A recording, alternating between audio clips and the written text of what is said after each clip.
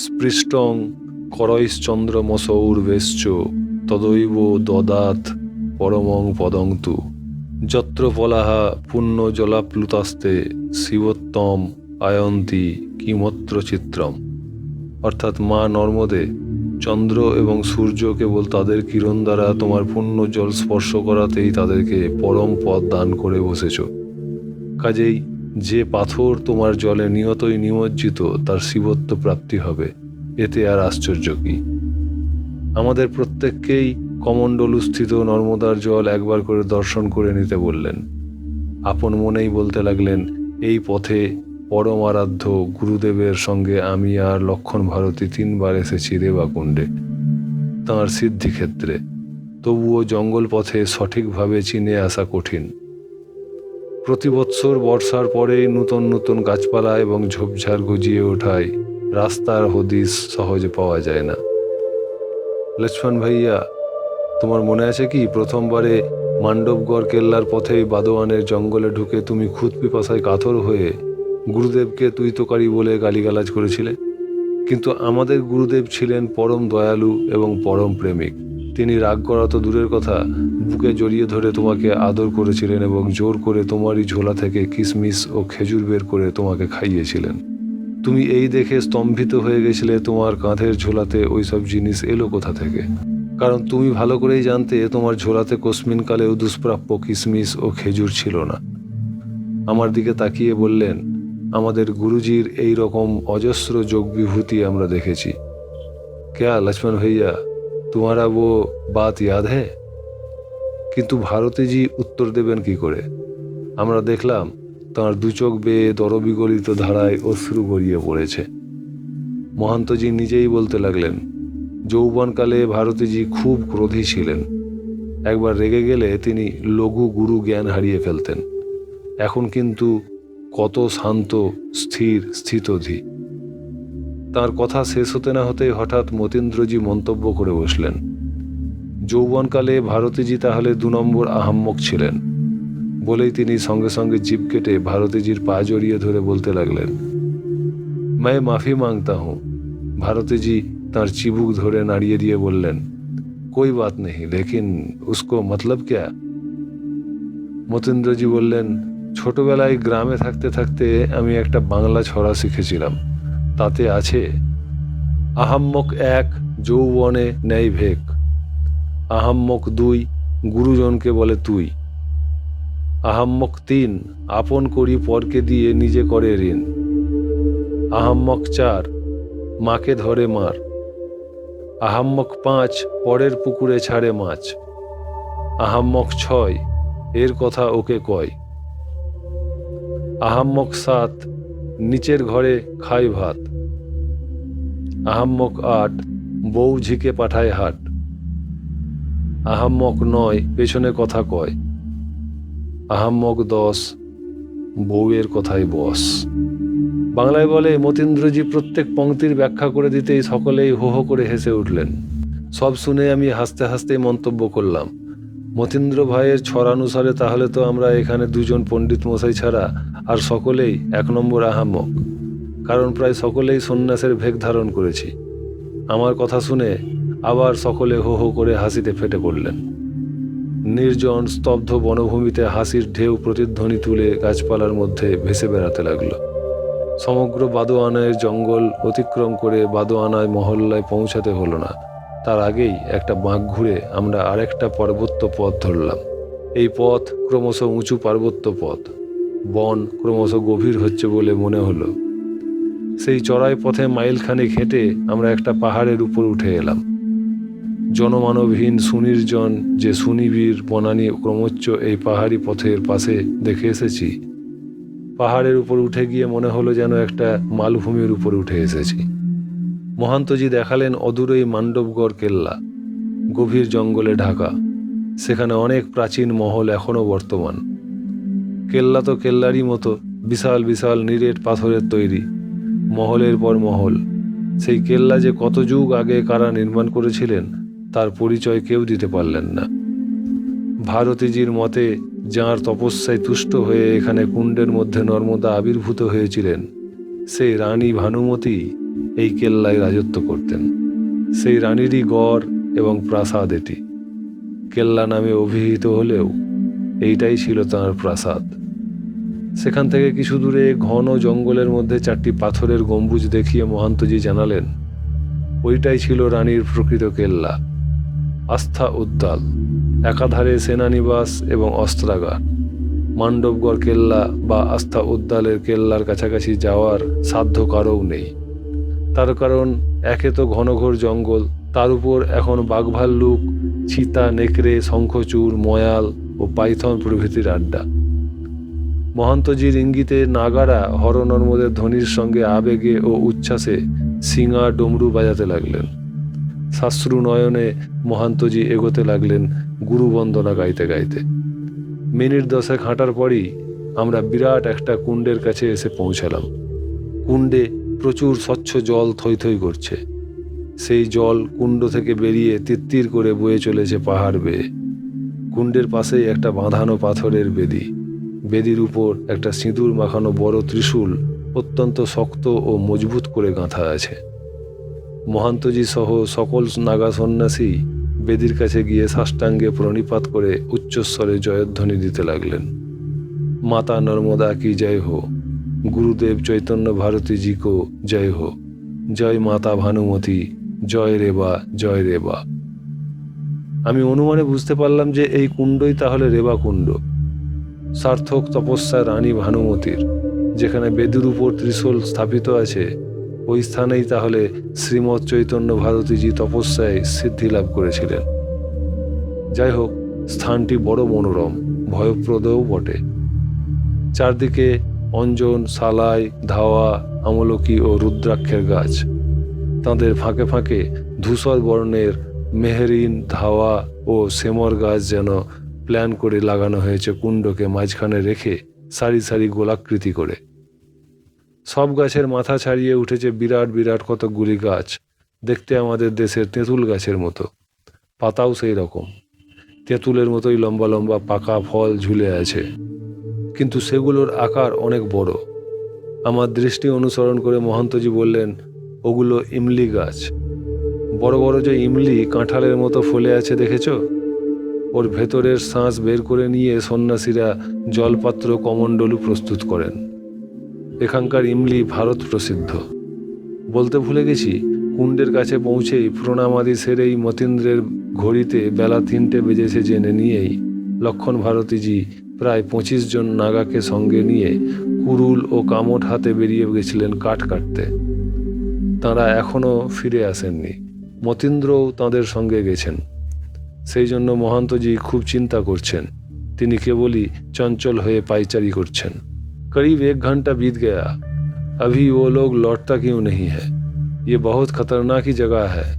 তার কথা শেষ হতে না হতেই দেখলাম পূর্বদৃষ্ট সেই সব তেঁতুল গাছের গোড়া দিয়ে প্রত্যেকেই শুকনো ঝাঁটি, কাঠের ঝোলা নিয়ে বেরিয়ে আসছেন। মুখে তাদের চলেছে রেবা রেবা ডাক। জয়গুরু বলে কাঠের ঝোলাগুলো ফেলে দিয়েই শঙ্কর ভারতীজি কুণ্ডের ধার পর্যন্ত বেশ কতকটা ছেড়ে দিয়ে রাত্রি ধুনি জ্বালাবার জন্য কাঠের ঝোলা সাজাতে লাগলেন। আমরা সকলেই সেই কাজে হাত লাগালাম। একটা বিরাট ধনুকের আকারে ধুনির প্রাকার সাজানো হয়ে গেল। আমি তখন মনে মনে ভাবছি, এইসব ধুনিতে যখন আগুন জ্বলবে তখন অদ্ভুত একটা দৃশ্য হবে। এই অগ্নি প্রাকার পেরিয়ে কোনো বন্যজন্তুর সাধ্য নেই আমাদেরকে আক্রমণ করে, কিন্তু এই ভ্যাপসা গরমের মধ্যে আগুনের তাপে আমরা জর্জরিত হয়ে পড়ব সন্দেহ নেই। মাথার উপর তখনও বেশ চনমনে রোদ আছে। এ অঞ্চলে দেখে আসছি বিকেল 6:30টার আগে সন্ধ্যা নামে না। মহান্তজি বললেন, সারাদিন কারও পেটে কিছু পড়েনি। আমাদের কাছে ভিলদের দেওয়া কান্দা প্রভৃতি যেসব ফলমূল আছে আমি প্রত্যেকের হাতে দিচ্ছি। ধুনি সাজাতে সাজাতে সকলে খেয়ে নাও। খেয়ে এই কুণ্ডোত্থিত নর্মদার পবিত্র জল খেয়ে নাও। এইভাবেই আজ ক্ষুণ্ণিবৃত্তি করো। এই ভয়ঙ্কর স্থানে আজ রাত্রে ঘুমানো চলবে না। যে যার বসবার মতো আসন পেতে গুরুজির এই সিদ্ধস্থানে জপ তপ ভজন করে কোনো মতে আজকে রাত কাটাতে হবে। মহান্তজি সহ সকলেই আমরা ফল মূল চিবিয়ে খেয়ে পেট ভরে জলপান করলাম, কিন্তু লক্ষণ ভারতীর খাওয়ার ফুরসত নেই। সমস্ত ধুনিগুলোর নিচে উপরে কোথায় মোটা কাঠ এবং কোথায় ঝাঁটি কাঠ থাকবে, কিভাবে কাঠ রাখলে আগুন দীর্ঘস্থায়ী হবে, তারই স্তরবিন্যাসে তিনি ব্যস্ত। মহান্তজি ফল নিয়ে তার কাছে গিয়ে তার মুখে গুঁজে দিতে লাগলেন। তিনি একবার করে হাঁ করছেন আর মহান্তজি এক টুকরো করে ফলমূল তার মুখে দিচ্ছেন। শেষে দেখলাম মহান্তজি কমণ্ডলু ভরে এক কমণ্ডলু জলও তার মুখে একটু একটু করে ঢেলে দিলেন। এই দৃশ্য আমার খুব ভালো লাগলো। গুরু ভ্রাতাদের মধ্যে এই রকম আন্তরিক এবং আত্মিক টান, এই সংঘ চেতনা প্রত্যেক বড় সম্প্রদায়ের একটা বড় সম্পদ। মহাত্মা কমল ভারতীজির মতো ভারত প্রসিদ্ধ মহাপুরুষের এই শাখায় যে এখনও তা বর্তমান রয়েছে, তাতেই অনুমান করতে পারি এই শাখা এখনও যেমন বড় আছে, পরে আরও বড় হবে। অপূর্ব এই বনস্থলী প্রাচীন তপবনের মতোই দেখাচ্ছে। আমার মনে হচ্ছে কলকাতা, পুরাতন দিল্লি প্রভৃতি বড় বড় শহরের এঁদো গলির মধ্যে আলো বাতাস শূন্য একতলা ঘরে যারা বাস করে, দিনের পর দিন, মাসের পর মাস, যারা কোনোদিন সূর্যোদয় এবং সূর্যাস্ত দেখবার সুযোগ পায় না, মুক্তরূপা ধরণীর সৌন্দর্য, প্রসারতা, অপরাহ্নের ছায়া নেমে আসা বিরাট প্রান্তরের ছবি যারা কখনো দেখেনি, নির্জন পাহাড়ের সমতল শিলাসনে বসে দূরের গিরিমালার দিকে চেয়ে থাকেনি কখনো যারা, তাদেরকে এখানে নিয়ে আসি, তাদের সব দেখায়। আমার চিন্তাসূত্রে ছেদ পড়ল লক্ষণ ভারতীজির কণ্ঠস্বরে। তিনি আমাকে বললেন, বাঙালি বাবা, আপ ক্যা সোচতে হো? আমি বললাম, এমন কিছু গুরুত্বপূর্ণ কথা নয়। আচ্ছা, আপনি ধনুর আকারে এই ধুনি সাজালেন জলের ধারার দিকটা বাদ রেখে, ওই দিক দিয়েও তো বন্যজন্তু এসে আমাদেরকে আক্রমণ করতে পারে। উনি বললেন, নেহিজি, উপর থেকে দেখছেন কুণ্ড থেকে নর্মদার জল বেরিয়ে তিত্তির করে বয়ে চলেছে, কিন্তু জলের নিচেই রয়েছে পাথরের বড় খাদ বা দহ। সেখানে পড়লে বাঘ, ভালুক, হাতিকে আর বাঁচতে হবে না। আমাদের চেয়ে ওইসব জানোয়াররা বেশি চালাক, ওদের ষষ্ঠেন্দ্রিয় এ বিষয়ে বেশি ক্রিয়াশীল। জলের মধ্যে এবং জঙ্গলের মধ্যে কোথায় ওদের বিপদ আছে তা তারা ভালোভাবেই চেনে। কাজে জল পেরিয়ে কোনো জানোয়ারই আসবে না। আমি বললাম যে, আমি ভাবছি মূল নর্মদা এত দূরে, এত উপরে পাহাড় ভেদ করে উঠে এলেন কিভাবে? উনি বললেন, ये मूल नर्मदा थोड़ी है, मूल नर्मदा किनार छोड़ के हम लोग करीब 20 मील दूर में आ गया गुरु जी का सिद्ध क्षेत्र दर्शन के लिए। भानुमती जी का तपस्या का प्रभाव से माता नर्मदा यही कुंड में प्रकट हुए थे। इसी वास्ते दूसरा संप्रदाय की परिक्रमावासी साधुओं भी इधर यही रेवा कुंड को परिक्रमा के लिए आते हैं। আমরা দুজনে এইভাবে কথা বলছি, এমন সময় মহান্তজি চুপি চুপি এসে লক্ষণ ভারতীজির কাঁধে হাত রাখলেন। তাকে ইশারা করে দেখালেন জলধারার ওপারে একটা জানোয়ার একটা ঝোপের মধ্যে থেকে তার কালো লম্বাটে মুখটা বের করে আমাদের দিকে তাকিয়ে আছে। জল জল করছে তার চোখ দুটো। আমার মনে হলো একটা বুনো কুকুর, কিন্তু দলের সকলেরই দেখছি মুখ শুকনো হয়ে গেছে। মহান্তজি এবং লক্ষণ ভারতী দুজনেরই কণ্ঠস্বর হতে ফিসফিস শব্দে ধ্বনি উঠল, কালো চিতা। মতীন্দ্র আমার কানের কাছে মুখ নিয়ে এসে জানালো, বন্য কুকুরির গর্ভে চিতা বাঘের ঔরসে কালো চিতার জন্ম। সাক্ষাৎ জম দূরে দাঁড়িয়ে আমাদেরকে লক্ষ্য করছে। আসল বাঘ, হাতি, নেকড়ে, চিতাবাঘদের চেয়ে এরা শতগুণ হিংস্র এবং ভয়ঙ্কর। জয় মা রেবা, জয় মা রেবা। লক্ষণ ভারতীজি সহসা শুয়ে পড়ে তাঁর ঝোলাটা কাছে টেনে নিয়ে দিয়াশলাই বের করে জ্বালাবার চেষ্টা করলেন, কিন্তু কাঠির পর কাঠি ঠুকেও আগুন জ্বালতে পারলেন না। তার দুটো হাত থরথর করে কাঁপছে। সহসা দেখলাম সেই জন্তুটা গর গর গর কোয়া কোঁ শব্দে লাফিয়ে উঠেই তীর বেগে ছুটে চলল একটা ইমলি গাছের দিকে। তার চোখগুলো যেন জ্বলছে, লক লক বেরিয়ে এসেছে তার লাল টকটকে জিভাটা। আমরা পেছন থেকে দেখতে পাচ্ছি তার লেজে একটা তীর এফোর ওফোর হয়ে গাঁথা আছে। একটা ইমলি গাছের গোড়ায় গিয়ে উপর দিকে তাকিয়ে গর্জন করে উঠল। তারপর একটা কাঠবিড়ালি যেমন তত্তর করে গাছে উঠে যায়, তেমনি দ্রুত বেগে গাছে উঠতে লাগলো। ইমলি গাছের উপর দিকে, যেখানে ডালপালা ঘন হয়ে ঝোপের মতো সৃষ্টি করেছে, সেইখানে সে ঝাঁপ দিয়ে কামড়ে ধরল একটা মানুষের ঘাড় এবং তাকে হির হির করে টেনে এনে ফেললো গাছের তলায়। লোকটা ভিল জাতীয়, তার হাতের তীর ধনুক ঝরঝর করে এসে তলায় পড়ল পাথরের উপর। কালো চিতাটা লোকটার মাংস ছিঁড়ে ছিঁড়ে খেতে লাগলো। লোকটা দুই একবার মাত্র আর্তনাদ করতে পেরেছিল। কি বিভৎস এবং লোমহর্ষক সেই দৃশ্য! আমরা সকলেই চোখ ঢাকা দিয়ে বসে রইলাম। সবাই তখন ভয়ে অল্প বিস্তর কাঁপছি। ইংরেজিতে হরিবল বললে এই দৃশ্যের অল্পই বর্ণনা করা যায়। ভয়ে আর সেই বিভৎস পৈশাচিক দৃশ্যের দিকে আমরা কেউ তাকালাম না। ইতিমধ্যে লক্ষণ ভারতীজি নিজেকে কতকটা সামলে নিয়ে একটা মশাল কাঠি জেলে ফেলেছেন। তিনি এক একটি করে ধুনিতে সেই মশাল জেলে আগুন ধরাবার ব্যবস্থা করলেন। সূর্যাস্ত না হলেও পাহাড়ের আড়ালে পড়ায় অন্ধকার ধীরে ধীরে নেমে আসছে সেই বনভূমিতে। সমস্ত ধুনিগুলো জ্বলে উঠতেই আমরা কতকটা নিশ্চিন্ত বোধ করলাম। আমরা যে যার আসনে বসে যে যার ইষ্টমন্ত্র জপ করতে লাগলাম। কারো মুখে কোনো সাড়া নেই। ক্রমে রাত্রি গভীর হতে থাকলো। আমি মনে মনে ভাবছি আর একটি বিয়োগান্তক দৃশ্যের কথা। পোমাখেরির জঙ্গলে যেদিন বাঘ এসে সন্ত পাতিরামকে টেনে নিয়ে গেল, সেদিনও খুব বিচলিত হয়েছিলাম ঠিকই, কিন্তু সে ঘটনা ঘটেছিল দিনের বেলায় মধ্যাহ্নের কিছু পরে। পাতিরামের রক্তাক্ত দেহকে পিঠে ফেলে বাঘটা মুহূর্তে চলে গেছিল চোখের আড়ালে। পরে দূর হতে ভোজনে পরিতৃপ্ত বাঘের সহর্ষ হুঙ্কার বা গর্জন শুনতে পেয়েছিলাম। ঠিক চোখের সামনে এইরকম বিভৎস রক্তারক্তিকাণ্ড দেখতে হয়নি। সন্ধ্যার অন্ধকার ক্রমে জমাট হয়ে গেল। আকাশের দিকে তাকিয়ে লক্ষ যোজন দূরে দু একটা নক্ষত্র চোখে পড়ছে। চারদিকে শুধু অন্ধকার অন্ধকার। এই অন্ধকার আর রেবাকুণ্ডের জলধারার কুলকুল শব্দ মনের মধ্যে একরকমের গা ছমছম করা ভয়ের বিচিত্র অনুভূতি জাগিয়েছে। অমর কথাশিল্পী শরৎচন্দ্র বলে গেছেন, অন্ধকারেরও একটা রূপ আছে। সে রূপ আমি নর্মদা তট পরিক্রমা করতে করতে বহুবার প্রত্যক্ষ করেছি এবং তন্ময়ও হয়ে গেছি অনেকবার। কিন্তু আজ সন্ধ্যার কিছু পূর্বেই কালো চিতাটার দাঁতের কামড়ে যেভাবে ভিলটার শোচনীয় মৃত্যুর মর্মান্তিক দৃশ্য দেখেছি, তাতে সকলেরই মনে এমন ভয় ঢুকেছে যে এই রকম মন নিয়ে অন্ধকারের রূপ অনুভব করা যায় না। লক্ষণ ভারতীজির অক্লান্ত চেষ্টায় ধ্বনিগুলো ধীরে ধীরে ধিকি ধিকি করে জ্বলে উঠছে। এতক্ষণ ধোঁয়ার জ্বালায় অস্থির হচ্ছিলাম। সবারই চোখ মুখ লাল হয়ে উঠেছিল। প্রায় সকলেরই চোখে জল ঝরছে। ধুনিগুলোও ভালোভাবে জ্বলে উঠতে ধোঁয়ার যন্ত্রণা থেকে বাঁচলাম। এবার মহান্তজি আরতি করবার জন্য প্রস্তুত হলেন। লক্ষণ ভারতী পঞ্চপ্রদীপে বাতি সাজিয়ে দিতেই মহান্তজি আরতি শুরু করলেন রেবাকুণ্ডে এবং তার গুরুবেদিকে। ভারতীজি স্তব গান করতে লাগলেন।